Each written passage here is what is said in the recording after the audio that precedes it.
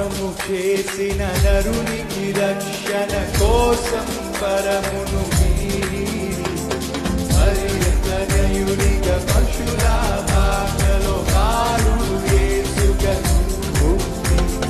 సిలువను భుజమున మోసి మరణముపై విజయము ప్రకటించి యేసుని ప్రేమ యేసుని కరుణ యేసుని